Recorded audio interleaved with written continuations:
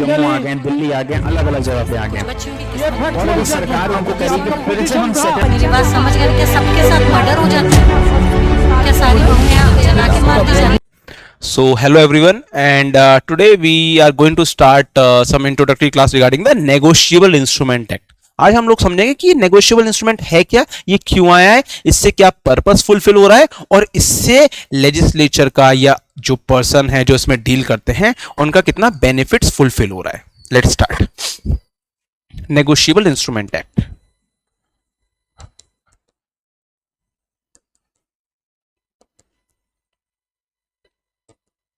Act 1881. पहले इसकी थोड़ी ना हिस्ट्री समझेंगे. देखिए, आपने एक वर्ड सुना होगा जरूर, barter system. Barter barter system. ये बार्टर सिस्टम क्या होता है? सिंपली इसका मतलब ये था कि पहले टाइम पे क्या होता था कि कोई पर्सन, जब एक्चुअली क्या था ना, पहले बहुत साल पहले क्या था, जब ड्यूरिंग दैट एंशिएंट एज क्या था, उसमें मनी तो था नहीं, तो लोग क्या करते थे, बार्टर सिस्टम यूज करते थे. मतलब अगर उनको वीट चाहिए तो वो किसी को वीट, अपना जो है वो राइस दे देते थे और उससे वीट ले लेते थे. ए पर्सन को राइस चाहिए, बी पर्सन को वीट चाहिए, तो वो एक्सचेंज कर लेते थे. इसको कहते हैं बार्टर सिस्टम. ये यूज होता था. अब उसके बाद सडनली कुछ टाइम बाद क्या हुआ, जब ये बार्टर सिस्टम थोड़ा थोड़ा इग्नोरेंट होने लगा, क्योंकि हो सकता है बहुत सारी चीजें थी कि भाई ए पर्सन को वीट चाहिए और बी पर्सन को, जो ए के पास राइस है, वो राइस नहीं चाहिए, उसको दाल चाहिए. उसको दाल चाहिए. तो अब क्या हुआ, इस केसेस में बार्टर सिस्टम थोड़ा अनसक्सेसफुल होने लगा. पहली चीज. दूसरी चीज क्या हुआ कि जब हमारा ये लीगल डिनोमिनेशन मतलब मनी एग्जिस्टेंस में आया, मनी, तो बहुत सी कमर्शियल ट्रांजैक्शंस ऐसी हुई जहां पर लोगों के ने जब कॉन्ट्रैक्ट किया तो उनके पास उस टाइम पर मनी नहीं था, पैसा नहीं था देने के लिए. अब जब पैसा नहीं था देने के लिए तो आप वो गुड्स कैसे लोगे, उस पर्सन से कैसे डिलीवरी कराओगे, ये भी बहुत बड़ी इंपॉर्टेंट चीज है समझने के लिए. तो इसी प्रॉब्लम को कैटर करने के लिए क्या आया, नेगोशिएबल इंस्ट्रूमेंट एक्ट आया. क्या आया, नेगोशिएबल इंस्ट्रूमेंट एक्ट. देखो, नेगोशिएबल इंस्ट्रूमेंट एक्ट को समझने के लिए एक चीज माइंड में जरूर क्लियर रखना कि ये बेसिकली कमर्शियल ट्रांजैक्शंस इजी बनाने के लिए आए. इजी बनाने के लिए, कमर्शियल ट्रांजैक्शंस को इजी बनाने के लिए आए. ये चीज जरूर समझना. इजी इन द सेंस कि भाई अगर किसी पर्सन के पास उस टाइम पर पेमेंट करने के लिए पैसे नहीं भी है ना, तो उसमें अगर वो नेगोशिएबल इंस्ट्रूमेंट एक्ट में कोई नेगोशिएबल इंस्ट्रूमेंट उसको दे रहा है, जो अभी हम समझेंगे, तो उससे भी वो चीज वो ले सकता है. अब देखो, नेगोशिएबल इंस्ट्रूमेंट कितने टाइप्स के होते हैं. नेगोशिएबल इंस्ट्रूमेंट तो समझ लिया, बस ये समझना नेगोशिएबल इंस्ट्रूमेंट में कि आप मनी नहीं दे रहे उस पर्सन को, आप गुड्स ले रहे हो, but you are not giving the money, but you are giving the negotiable instrument. अब ये नेगोशिएबल इंस्ट्रूमेंट क्या होता है, उसके फॉर्म्स क्या होते हैं, कितने टाइप्स का होता है, ये इसको समझिए. Types of negotiable instrument. अब जो नेगोशिएबल इंस्ट्रूमेंट है ना, फर्स्ट प्रॉमिसरी नोट. भाई ये प्रॉमिसरी नोट में फॉल होता है एक प्रॉमिसरी नोट, इसको भी समझेंगे. Second, bill of exchange. Bill of exchange. Third, basically क्या होता है, चेक होता है, चेक.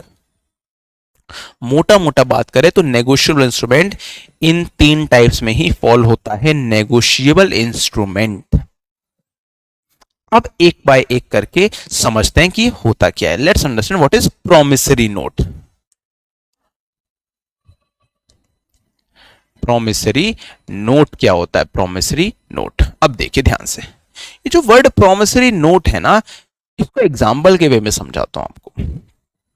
ए ने क्या करा, ए ने बी से कुछ गुड्स डिलीवरी कराए, गुड्स, ठीक है. तो ए कौन हो गया, ए हो गया परचेजर और बी कौन हो गया, सेलर. अब इस केस में हुआ क्या, ए ने बी से जो गुड्स डिलीवर कराए और ए उसमें परचेजर था, बी उसमें सेलर था, तो ए ने क्या बोला कि सर, बी से बोला कि अभी सर मेरे पास आपको देने के लिए पैसे नहीं है, मेरे पास अभी 1 रुपया भी नहीं है आपको देने के लिए, लेकिन मुझे ये चीज चाहिए अर्जेंट बेसिस पे। तो इसमें बी ने क्या बोला, ठीक है सर कोई बात नहीं, मैं आपको जो है वो गुड दे दूं, आप मुझे पेमेंट बाद में दे देना। लेकिन क्वेश्चन ये राइज हुआ कि बाद में देने की क्या गारंटी है, वो देगा या नहीं देगा। ये भी तो क्वेश्चन राइज हुआ ना कि व्हाट वाज द गारंटी कि भाई जो पर्सन है वो बाद में आपको जो है वो पेमेंट करेगा या नहीं करेगा। तो इस चीज को सॉल्व करने के लिए आपका सेलर ने बोला कैसे परचेजर से कि सर आप मुझे एक प्रॉमिसरी नोट इशू कर दो। प्रॉमिसरी नोट, क्या आप मुझे क्या दे दो, इशू आ प्रॉमिसरी नोट, प्रॉमिसरी नोट दे दो आप मुझे।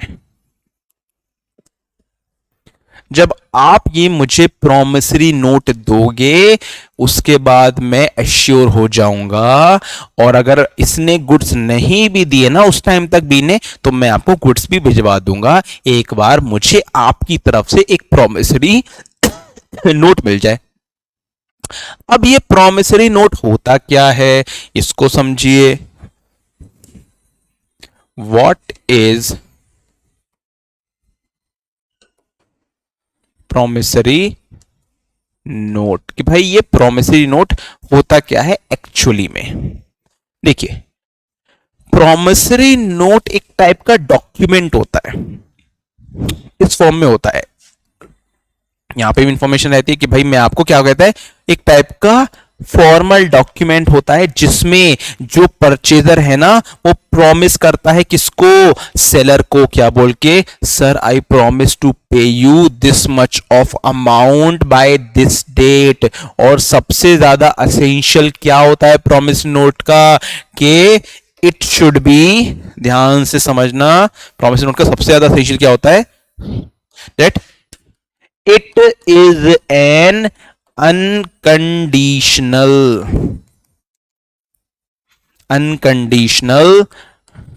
undertaking to pay the other person.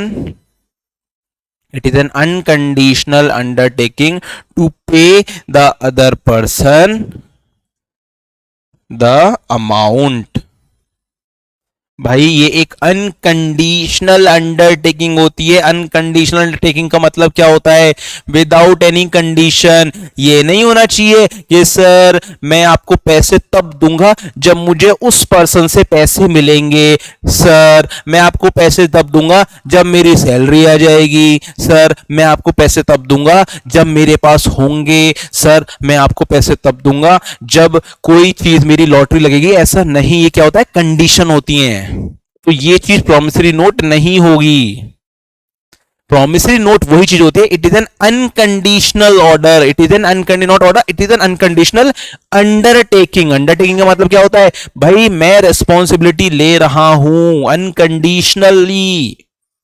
क्या कि सर मैं आप पे, मेरे पास आपके 10,000 रुपए हैं, 20,000 रुपए हैं, इस डेट को मैं आपकी ये 10 या 20,000 रुपए चुकाऊंगा। इसको कहते हैं प्रॉमिसरी नोट। इसमें कोई कंडीशन नहीं होनी चाहिए, sir I will pay you if word अगर जहां आ गया वो प्रॉमिसरी नोट नहीं है। ये चीज जरूर समझना। सेक्शन 3 जो बात करता है, 3 या 4 बात करता है क्या, कि भाई it is an unconditional undertaking to pay some other person the legal denomination on this specified date. तो इस केस में क्या हुआ, इस केस में क्या हो गया, इसने परचेजर ने प्रॉमिसरी नोट दे दिया, सर मैं आपको पे करूंगा विदाउट एनी इफ और बट, उसको कहते हैं प्रॉमिसरी नोट। अब जो पर्सन, एक चीज समझना, प्रॉमिसरी नोट कौन इशू कर रहा है, कौन दे रहा है, ए दे रहा है ना, परचेजर किसको दे रहा है, बी को दे रहा है। तो ए कौन हुआ, ए हुआ इसमें, अगर मैं बात करूं ए की तो इसमें ए होगा आपका ड्रॉअर। क्यों, क्योंकि भाई ये ड्रॉ कर रहा है, इसको कहते हैं ड्रॉअर। जो ड्रॉ कर रहा है, जो लिख रहा है प्रॉमिसरी नोट ना, उसको कहते हैं ड्रॉअर। दे रहा है ना, वो ड्रॉ करा है ना, किसने ड्रॉ करा है? परचेजर ने बोला है ना, परचेजर ने तो लिखा है कि सर मैं आपको पेमेंट करूंगा, तो उसको क्या बोलेंगे? Drawer, drawer. और जिसको दे रहा है, बी को दे रहा है ना सेलर को, उसको बोलेंगे ड्रॉई, ड्रॉई, उसको बोलेंगे ड्रॉई। ये चीज जरूर समझना, ड्रॉअर एंड ड्रॉई। जो चीज पे कर रहा है, जिसको पे कर रहा है उसको बोलेंगे ड्रॉई, और जो दे रहा है उसको बोलेंगे ड्रॉअर। तो सिंपल सिंपल बस इतना समझ लेना, प्रॉमिसरी नोट का मतलब है it is an unconditional undertaking. ये एक ऐसी अंडरटेकिंग है जो अनकंडीशनल है, जिसमें कि कोई इफ एंड बट की गुंजाइश नहीं है। आपने अगर लिखा है मैं आपको इतने टाइम पे इतना पैसा दूंगा, तभी मैं आपको गुड्स डिलीवर करूंगा, जब तक आप ये प्रॉमिसरी नोट साइन करे हुए, देखो साइन भी करना पड़ेगा। बहुत असेंशियल क्या है कि इस पे क्या सिग्नेचर भी होंगे, किसके? जिसको पे करना है, जिसको क्या करना है? पे करना है। किसको पे करना है? परचेजर करना है ना, तो सिग्नेचर के साथ देगा कि sir it is an unconditional, that means I owe this much amount from you and I am obliged and I am bound to pay you this much of amount by this particular date। इसको कहते हैं क्या? इसको कहते हैं promissory note. बहुत simple है promissory note. अब चलते हैं आगे। प्रॉमिसरी नोट समझने के बाद अब देखिए, ये हम लोगों ने समझ लिया promissory note, section 4 NI act का, if I am not wrong, section 4 बात करते हैं एनआई एक्ट का। अब चलते हैं आगे, अब समझते हैं इसको कि सर ये बिल ऑफ एक्सचेंज क्या होता है? बिल ऑफ एक्सचेंज, इसको समझना। अब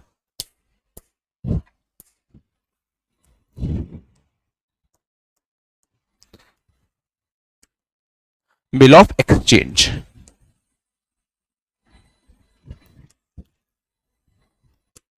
अब ये जो बिल ऑफ एक्सचेंज है ना, ये होता क्या है? देखो अभी मैंने आपको एक एग्जांपल दिया, उसी एग्जांपल को अगर वापस से हम लोग रिकॉल करें, ए कौन है? Purchaser, 100 bare acts of an NI act, 100 bare acts. B कौन है? सेलर। ए परचेजर है, बी है सेलर, और इस केस में सेम सिचुएशन हुई है, परचेजर को चाहिए थी 100 बेयर एक्ट, उसके पास पैसा नहीं था। अच्छा इस केस में क्या हुआ? इस केस में बी जो है सेलर, उसको ए पर भरोसा ही नहीं है कि भाई वो प्रॉमिसरी नोट मुझे देगा भी या नहीं देगा। अभी समझा ना, प्रॉमिसरी नोट कौन देता है? प्रॉमिसरी नोट वही देता है ना जिसको पैसा देना होता है। कौन दे रहा है पैसा? परचेजर ही देगा ना पैसा। तो ठीक है, प्रॉमिसरी नोट में तो हमने समझ लिया कि भाई प्रॉमिस नोट वही देता है जिसको पैसा देना होता है। देयरफॉर वो क्या लिखता है कि सर मैं आपको इतना अमाउंट इतनी डेट तक दूंगा। प्रॉमिसरी नोट प्रॉमिस कर रहा है वो। बिल ऑफ एक्सचेंज में वो नहीं होता। बिल ऑफ एक्सचेंज में जो सेलर है ना, उसको क्या है? उसको ए पर भरोसा ही नहीं है कि मुझे कोई प्रॉमिस नोट मिलेगा भी या नहीं मिलेगा, और बी गुड्स भी डिलीवर करना चाह रहा है। अब क्या करे? तो सिंपल सिंपल बी क्या करता है? सेलर, वो एक बिल ऑफ एक्सचेंज ड्रॉ करता है। अब ये बिल ऑफ एक्सचेंज होता क्या है, इसको समझना। What is bill of exchange? What is bill of exchange? अच्छा, बिल ऑफ एक्सचेंज में क्या होता है अब देखना। बिल ऑफ एक्सचेंज में जो सेलर होता है ना, सेलर जो गुड्स दे रहा है, वो ही बिल ऑफ एक्सचेंज ड्रॉ करता है। किसके फेवर में? परचेजर के फेवर में। प्रॉमिसरी नोट में क्या समझा था हमने कि जो परचेजर है वही ड्रॉ कर रहा है ना, वही दे रहा है बिल प्रॉमिसरी नोट किसको? सेलर को, कि मैं ये ले लो, ये डॉक्यूमेंट ले लो और मैं आपको 1 महीने बाद पेमेंट कर दूंगा। ये डॉक्यूमेंट इस चीज का प्रूफ है कि मैं आपको पेमेंट करूंगा। प्रॉमिस कर दिया। अच्छा, बिल ऑफ एक्सचेंज में क्या है? अब जो सेलर है ना, अब जो सेलर है, सेलर वही ड्रॉ कर रहा है बिल ऑफ एक्सचेंज। ड्रॉअर, तो ड्रॉअर कौन हो गया? ड्रॉअर समझना वही पर्सन होता है जो लिखता है, जो स्टार्ट करता है कि हाँ उस पर्सन को दे रहा है, तो वो क्या ना, ड्रॉ कर गया, ड्रॉअर हो गया।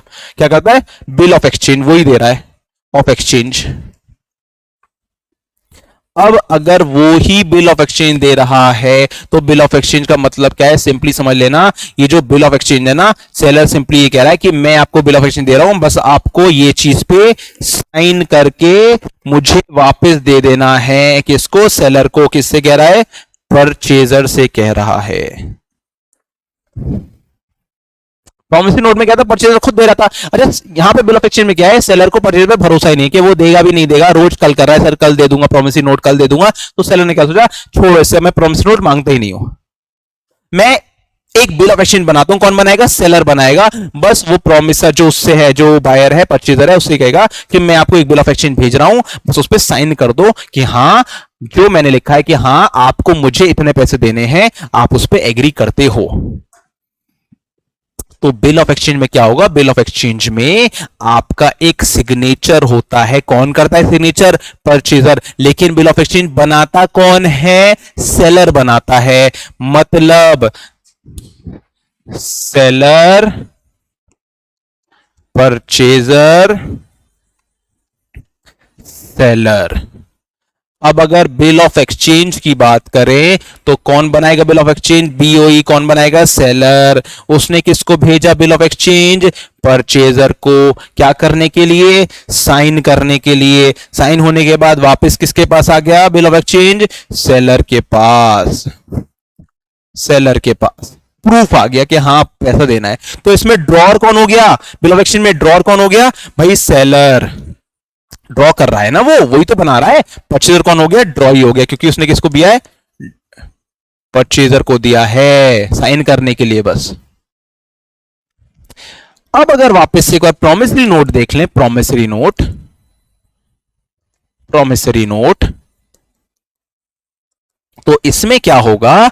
इसमें क्या था? परचेजर और सेलर, बस। अब इसमें कौन बना रहा है प्रॉमिस नोट? परचेजर। तो ड्रॉर कौन हो गया?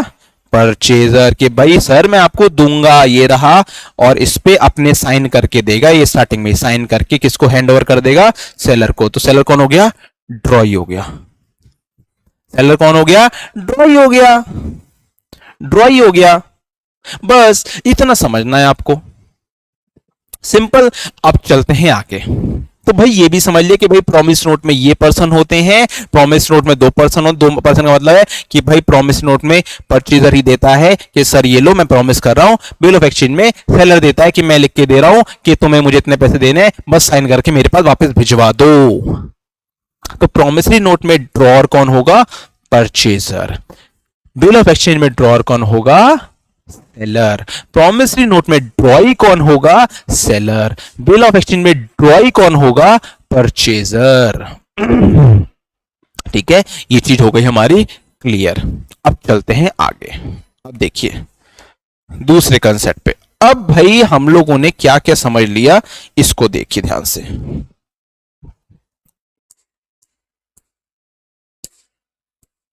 हाँ, प्रॉमिसरी नोट समझ लिया,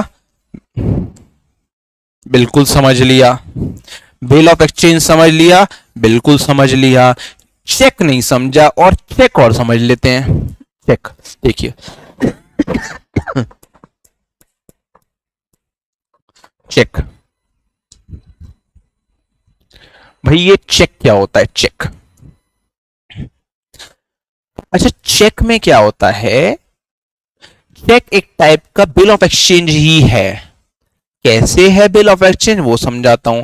check is a bill of exchange. अगर आप सेक्शन में बात करोगे स्पेसिफिकली, आई थिंक 7 बात करता है, इसमें स्पेसिफिक लिखा है कि cheque is a bill of exchange where the drawer undertakes to take the liability and to pay the amount to the पेई। अब वो ऑर्डर किसको कर रहा है? ड्रॉई को कर रहा है। तो इस केस में समझिए अब चेक का वर्क कैसे होता है। देखिए, ए ने बी से गुड्स लिए, गुड्स लिए, ठीक है, ए ने बी से गुड्स लिए, क्योंकि चेक हमेशा पेएबल ऑन डिमांड होता है। डिमांड का मतलब है जब बैंक जाओगे तभी आपको पैसा मिलेगा। अब देखिए, ए ने बी से गुड्स लिए, तो ए कौन हो गया? बायर, और बी कौन हो गया? सेलर। सेलर।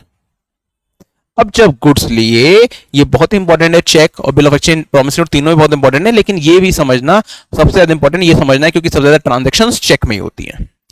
अब ए क्या हुआ, ए ने बी को क्या कर दिया, एक चेक इशू कर दिया, चेक। ए ने बी को चेक इशू कर दिया, सिंपल।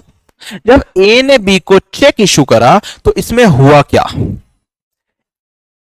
चेक पे क्या लिखा रहता है कि भाई मैं आपको इतने अमाउंट का चेक इशू कर रहा हूं, इसका मतलब आप इतना अमाउंट का चेक लेके बैंक चले जाना, बैंक से आपको पेमेंट मिल जाएगा। तो चेक में हमेशा 3 पार्टीज होती है, इसको समझना ध्यान से।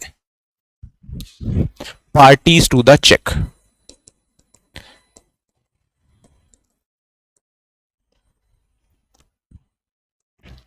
पहली पार्टी कौन होगी, ड्रॉवर,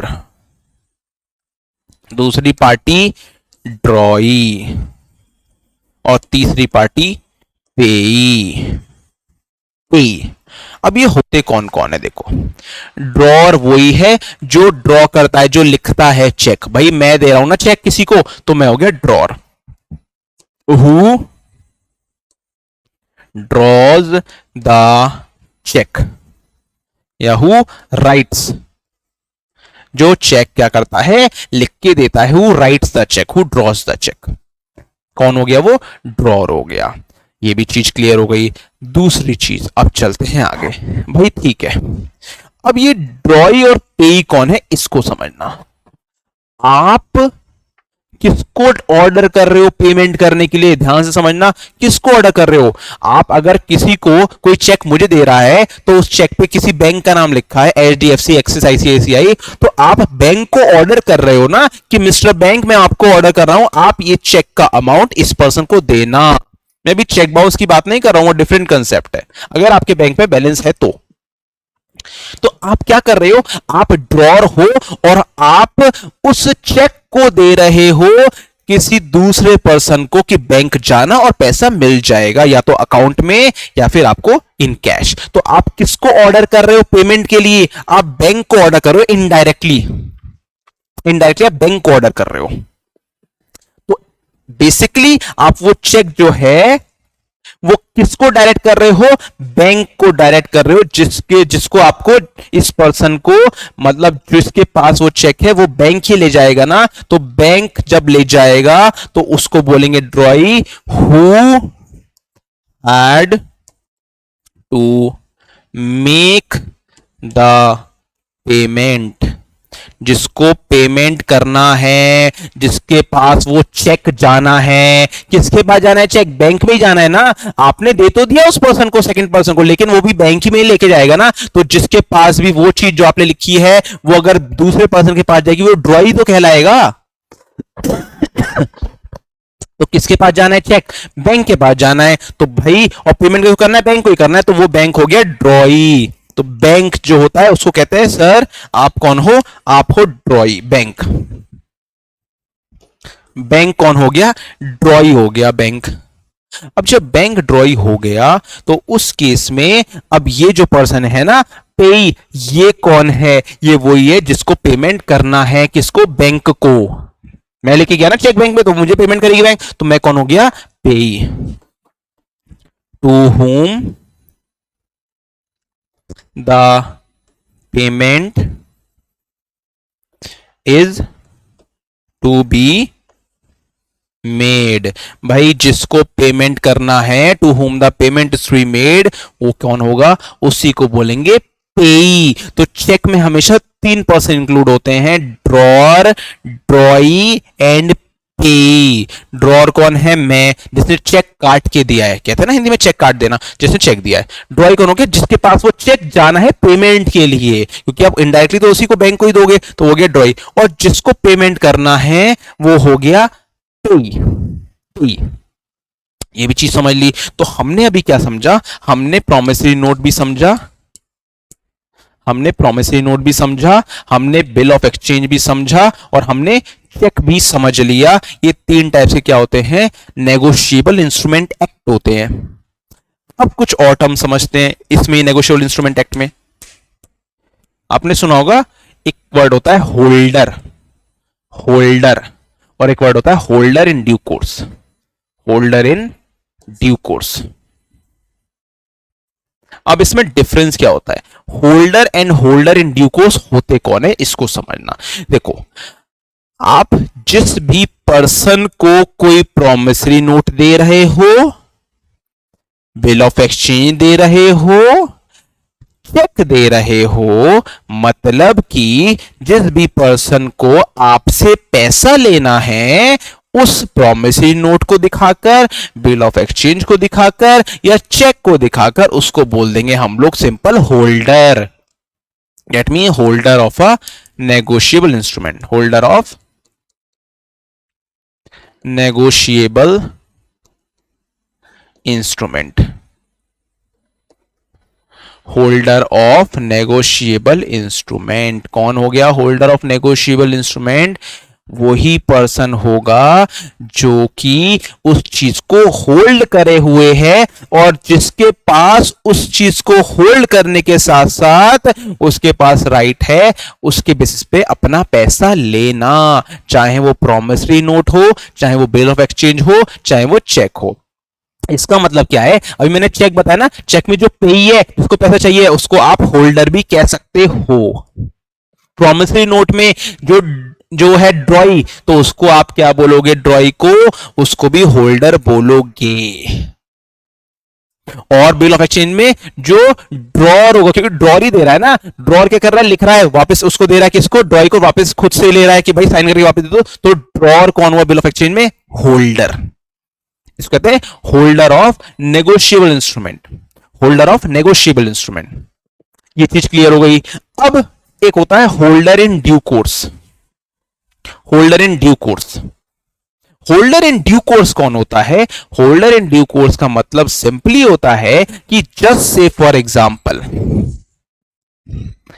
ए ने बी को क्या करा, बी को एक प्रॉमिसरी नोट दे दिया, प्रॉमिसरी नोट। ए ने बी को जब ये प्रॉमिसरी नोट दिया, तो उसके बाद इसका मतलब ए को बी को फॉर एग्जाम्पल 50,000 रुपए देने, तो ए ने बी को 50,000 रुपए का प्रॉमिसरी नोट दे दिया। अच्छा, ये प्रॉमिस नोट किसके पास है इस टाइम, भाई ड्रॉई कौन होगा, इसी के पास है ना, बी के पास। अच्छा, बी को सी को देने थे 50,000 रुपए किसी भी ट्रांजेक्शन के, तो इसने क्या करा, ये प्रॉमिसरी नोट सी को दे दिया। किसको, सी को, प्रॉमिसरी नोट कि मिस्टर सी, अब आप डायरेक्टली ए से पैसे ले लेना, या ए डायरेक्टली आपको पैसे दे देगा, क्योंकि ए को मुझे पैसे देने थे ना बी को, और बी को सी को देने थे, तो क्या हुआ, बी ने ये प्रॉमिसरी नोट किसको दे दिया, सी को दे दिया, बोल के कि इस प्रॉमिसरी नोट को आप रख लो और 1 महीने बाद आपको पैसे मिल जाएंगे ए के थ्रू। तो पहले होल्डर कौन था, जिसके फेवर में, जिसके नाम पे प्रॉमिस नोट इशू हुआ था, कौन था होल्डर, देखिए बताइए, इट वॉज बी, होल्डर। लेकिन वो फिर होल्डर ने क्या करा, किसी थर्ड पर्सन को दे दिया ना वो प्रॉमिसरी नोट, तो ये थर्ड पर्सन बन जाएगा कौन, holder in due course, holder in due course. Holder in due course का मतलब वही होता है कि जिसके फेवर में original promissory note, original bill of exchange क्या था, इशू नहीं हुआ था, लेकिन उस पर्सन को जिसके फेवर में इशू हुआ था, उसने किसी थर्ड पर्सन को दे दिया। क्यों, क्योंकि उसके ऊपर भी थर्ड पर्सन का उधार था, कर्जा था, लायबिलिटी थी, तो उसने क्या करा, उसने किसी थर्ड पर्सन को क्या बना दिया, होल्डर इन ड्यू कोर्स बना के क्या कर दिया, उसको पेमेंट करवा दिया, क्या बोल के कि अब आप डायरेक्टली ए से पैसे लेना। तो difference holder and holder in due course में क्या है, होल्डर वही पर्सन होता है जिसके फेवर में वो चीज इश्यू होती है, और अगर वो होल्डर किसी थर्ड पर्सन को देता है वो नेगोशिएबल इंस्ट्रूमेंट अपनी लायबिलिटी को डिस्चार्ज करने के लिए, तो थर्ड पर्सन बन जाएगा holder in due course, holder in due course. अब देखिए लास्ट, अब देखिए एक और इंपॉर्टेंट वर्ड है जिसको हम कहते हैं एंडोर्समेंट, एंडोर्समेंट,